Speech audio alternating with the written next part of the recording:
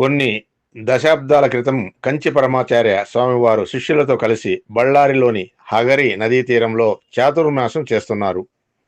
ఆ సమయంలో బళ్ళారి జిల్లా రైతుల వర్షాభావ పరిస్థితుల వల్ల తీవ్రమైన నీటి ఎద్దడిని అనుభవిస్తున్నారు. విత్తనాలు వేయడానికి, చివరికి తాగడానికి కూడా నీరు లేని పరిస్థితి. కర్ణాటక రాష్ట్రంలోని బళ్ళారి జిల్లాలో వర్షపాతం చాలా తక్కువగా ఉంటుంది. రైతులందరూ కలిసి పరమాచార్య స్వామి వద్దకు వెళ్లి తమని ఎలాగైనా ఈ నీటి ఎద్దడి నుండి కాపాడాలని వేడుకున్నారు. వారి దీనస్థితిని చూసి స్వామివారు చలించిపోయారు. మంచి వర్షం కురవడం కోసం వరుణ జపం చేయించమన్నారు.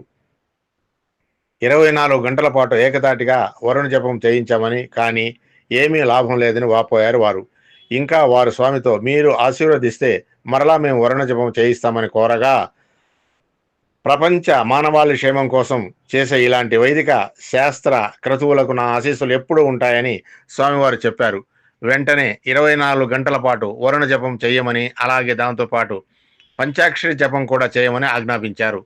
స్వామివారు చెప్పినట్టుగానే చేయించారు. అద్భుతాలకే అద్భుతం. కన్ను మిన్ను కానని వర్షం పడింది. ఆకాశం భూమి ఏకమైందా అన్నట్టుగా వర్షం కురిసింది. రైతులందరూ చాలా సంతోషపడ్డారు. పరమాచార్య స్వామి వారి మహిమలను కొనియాడుతూ ఆనందంతో నృత్యం చేయడం ఆరంభించారు. వారి ఆనందం ఉప్పొంగగా బోలో స్వామీజీకి జై, హరహర మహదేవ అంటూ గట్టిగా అంటున్నారు. విన్న వెంటనే అక్కడున్న వారందరికీ రోమాంచితమై మొత్తం అందరూ భక్తివానలో తడిసిపోయారు. ఇలా వర్షాలు పడడం, స్వామివారి మహిమ దావానలంగా మొత్తం బళ్ళారి జిల్లా అంతా వ్యాపించింది. పరమాచార్య స్వామిని దర్శించి ఆశీస్సులు పొందడానికి మొత్తం కర్ణాటక రాష్ట్రం నలుమూలల నుండి తండోపతండాలుగా భక్తులు రావడం ప్రారంభించారు.